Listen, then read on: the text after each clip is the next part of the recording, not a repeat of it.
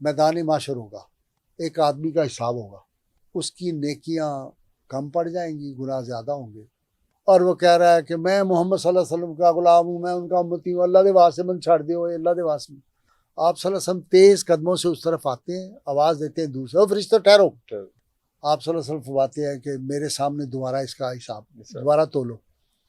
وہ کہتے ہیں جی اللہ کا حکم ہے، ہم تو نہیں یہ کر سکتے۔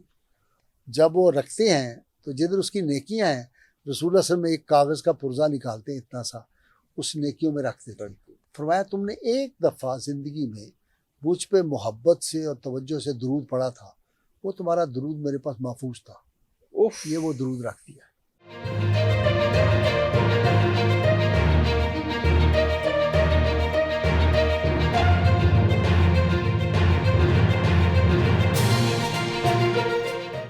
جناب یہ جو صوفی برکت صاحب تھے، اتنے بڑے صوفی، بڑے بڑے چیف جسٹس وہاں پہ، بڑی دنیا جاتی، وہ ہر ایک کو کاپی دے دیتے تھے، کہتے تھے کاپی ہے اس پہ درود شریف لکھتے ہو، جو وقت ملے درود لکھتے جاؤ لکھتے جاؤ، واہ واہ واہ واہ واہ واہ، ٹنوں کے حساب سے کاغذ جمع۔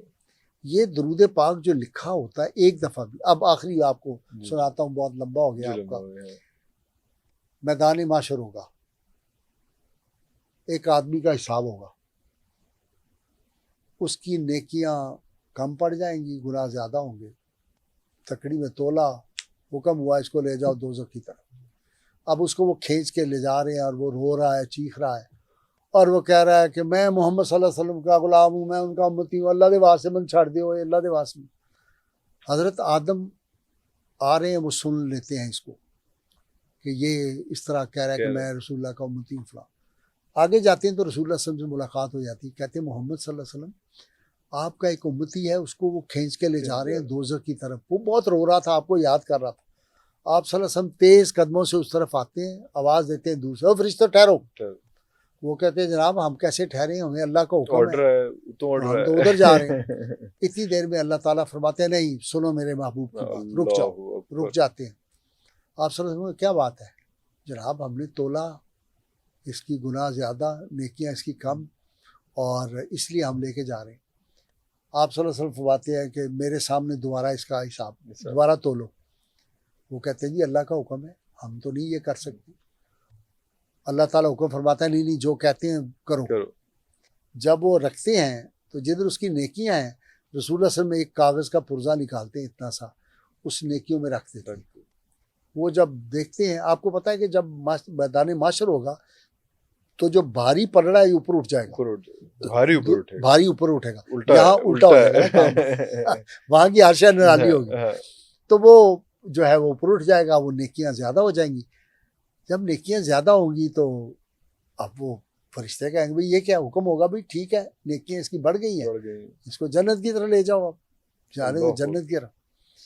وہ جب جنت کی طرف لے جانے لگیں گے اس کو، تو وہ کہے گا یار ایک منٹ ٹھہرو، یہ میں اپنے الفاظ میں کہہ رہا ہوں سمجھانے کی، یار ایک منٹ ٹھہرو تہاڈی مہربانی، من تھوڑا وقت دے۔ وہ کہتے ہیں کیا بات ہے؟ وہ جاتا ہے، جا کے حضور کے قدموں میں گر جاتا ہے اور کہتا ہے کہ جناب آپ کون ہیں، میں آپ کو پہچانتا نہیں ہوں، لیکن آپ کا چہرہ بڑا نورانی ہے، آپ بڑے حسین و جمیل ہیں، آپ میرے محسن، آپ کون ہیں؟ رسول اللہ صلی اللہ علیہ وسلم فرماتے ہیں میں وہی ہوں جس کو تم پکارتے تھے۔ اس نے کہا لیکن یہ کاغذ کا ٹکڑا کیسے اتنا وزنی ہو گیا؟ یہ فرمایا تم نے ایک دفعہ زندگی میں مجھ پہ محبت سے اور توجہ سے درود پڑھا تھا، وہ تمہارا درود میرے پاس محفوظ تھا، یہ وہ درود رکھ دیا۔ اللہ، that was enough for his lifetime۔ تو یہ جو درود پاک ہے یہ رجسٹر ہوتا ہے، جب بھی ہم درود پڑھتے ہیں صرف کیا ہے احسانی کیفیت میں پڑھیں۔ احسانی کیفیت کیا ہے کہ جو آپ صلی اللہ علیہ وسلم نے فرمایا کہ تم نماز اس طرح پڑھو کہ تم خدا کو دیکھ رہے ہو، اگر یہ نہیں کر سکتے تو پھر اس طرح پڑھو کہ خدا تمہیں دیکھ رہا ہے۔ ہم اس دونوں چیزوں سے فارغ۔ جب آپ درود پڑھو تو یہ سمجھے تم رسول اللہ کی بارگاہ میں حاضر ہو، یہ نہیں کر سکتے تو یہ تصور کرو کہ ادھر سے تو اس لیے یہ حضور صلی اللہ علیہ وسلم اپنے ہر امتی سے ہر حال میں ہر لمحے میں واقف ہے۔ اور دیکھیں اسی لیے اللہ تعالیٰ نے فرمایا لقد من اللہ علی المؤمنین اذ بعث فیہم رسولا منہم یتلو علیہم آیاتہ ویزکیہم ویعلمہم الکتاب والحکمہ۔ اللہ فرماتا ہے میں نے تمہیں آنکھیں دی، میں نے احسان نہیں جتایا، میں نے کان دیے احسان نہیں جتایا، پاؤں دیے نہیں، ہاتھ دیے، میں پچھلے دنوں مجھے وہ لگ رہے تھے, یہ پرابلم تھا مجھے کڈنی کا, تو وہ برنولا کہتے ہیں وہ کیا وہ لگایا ہوا تھا, تو مجھے منہ دھونا وضو کرنا مشکل ہو رہا تھا, اتنا مشکل تھا کہ یہ تو ہاتھ کام ہی نہیں کرتا تھا نہیں ایک ہاتھ سے. Yeah. مجھے اندازہ ہوا کہ اتنا بڑا اللہ کا یہ کرم اور احسان ہے, یہ ہاتھ اس نے 2 ہمیں دیے ہوئے ہیں. ٹھیک ہے؟ حالانکہ ہاتھ ٹھیک ہے, صرف اسٹیکر لگا ہوا صرف اوپر, sticker ابھی لگا یہ بھی ہوا خدا اوپر سے, نخواستہ ہاں. کوئی ایسا مسئلہ بھی تو نہیں وہ ہے. سوئی ہاں جو ہے جی وہ جی, اس اگر میں ہل جائے تو درد ہوتا ہے. ہوتی ہے. لو جناب, میں تو اللہ تعالیٰ نے کوئی ہمیں احسان نہیں جتایا, لیکن یہ کہا لقد من اللہ علی المومن, میں نے مومنوں پر بہت بڑا احسان کیا ہے احسان کیا. کہ ان میں وہ رسول بھیجا ہے جو ان کا تزکیہ کرتا ہے, ان کو آیت قرآن کی قرآن سکھاتا ہے, اور ان کو علم و حکمت کی تعلیم دیتا ہے. اللہ یہ میں نے احسان کیا ہے. اب اللہ کا احسان ہے تو ہم احسان فراموشی کر رہے ہیں. احسان مندی کرنی چاہیے. اور احسان مندی کیا ہے؟ یا اللہ تیرا بڑا کرم ہے پورے. شیخ اکبر محی الدین ابن عربی فرماتے تھے کہ جب بھی تم دعا کرو نا تو سب سے پہلے یہ کہا کرو, یا اللہ تیرا بڑا شکر ہے, نمبر 1 تو نے ہمیں مسلمان پیدا کیا, نمبر 2 تو نے اپنے محبوب کا امتی بنا دیا. امتی بنا دیا. جس جا بھی ساحر صدیقی کے شعر سنے آپ, بڑا زبردست گمنام شاعر تھا, بہت زیادہ نہیں مشہور ہوا, جھنگ کا تھا, بہت بڑا شاعر تھا. کہتا ہے یا رسول اللہ صلی اللہ علیہ وسلم, جس جا بھی تیرے قرب کے آثار ملے ہیں, معمور تجلی در و دیوار ملے ہیں. میں حلفاً اور قسماً کہتا ہوں, یہ بھی بیٹھے ہوئے ہیں ہمارے ساتھ, کہ جب سے ہم رسول اللہ کی باتیں کر رہے ہیں یہاں کی ایک کیفیت ہی بدلی ہوئی, اس کمرے کی بالکل آپ فیل نہیں کرتے.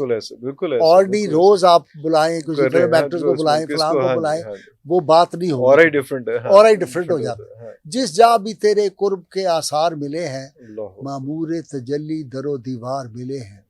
اور لوگو, ارے لوگو میری قسمت کو سراہو, سرکار ملے ہیں مجھے, سرکار ملے ہیں. نبیوں کو رہی جن کی معیت کی تمنا, قسمت سے ہمیں قافلہ سالار ملے. اللہ اکبر. اب جی میں ہے, اب جی میں ہے ساحر کے بس اسی بزم میں رہیے, بن مانگے جہاں لال و گوہر بار ملے ہیں. یہ پاکستان جو ہے یہ درود کی برکت نہیں ہے. قائد اعظم کو رات کو فلیٹ میں رسول اللہ صلی اللہ علیہ وسلم آتے ہیں, دستک دیتے ہیں. قائد اعظم پہلے سمجھتا ہے کہ کوئی باہر دیکھتا بندہ کوئی نہیں, پھر دوبارہ دستک ہوتی, تیسری دفعہ سمجھتا ہے کہ زلزلہ آ گیا ہے, ایک دم اٹھتا ہے, لکڑی کے گھر جیسے ہوتے تھے وہاں, تو اٹھ کے دروازہ کھولا تو دیکھا ایک انتہائی نورانی صورت اندر تشریف لائے ہیں.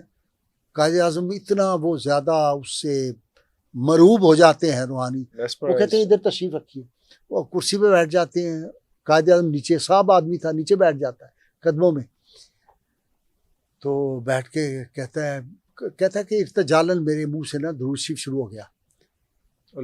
تو میں نے کہا آپ کون, تعارف آپ کا, what's your introduction? I am your prophet محمد صلی اللہ علیہ وسلم.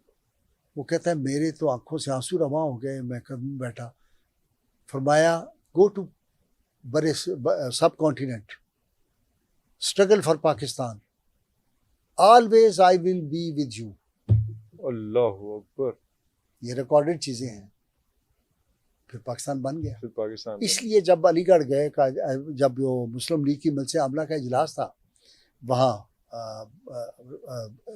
انڈیا میں, تو ایک آدمی نے پوچھا کہ قائد اعظم کیا پاکستان واقعی بن جائے گا, کیونکہ اس وقت تو کوئی توقع ہی نہیں.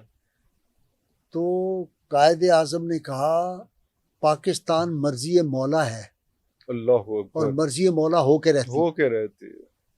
لارڈ ماؤنٹ بیٹن نے جو اس نے جو اسٹینلے ولپرڈ نے کتاب لکھی ہے دی شیمفل فلائٹ, آپ دیکھیں اس میں پڑھیں.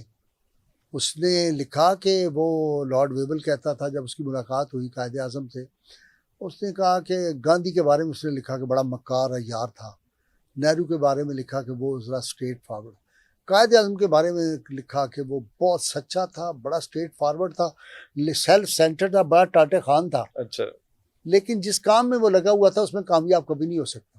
یہ امپاسبل ہے. Pakistan is impossible. امپاسبل کو پاسبل کس نے بنایا؟ وہ جو لندن میں ملاقات. اللہ اکبر, اللہ. پاکستان کا مطلب کیا؟ لا الہ الا اللہ محمد رسول اللہ. بہت شکریہ آپ کا.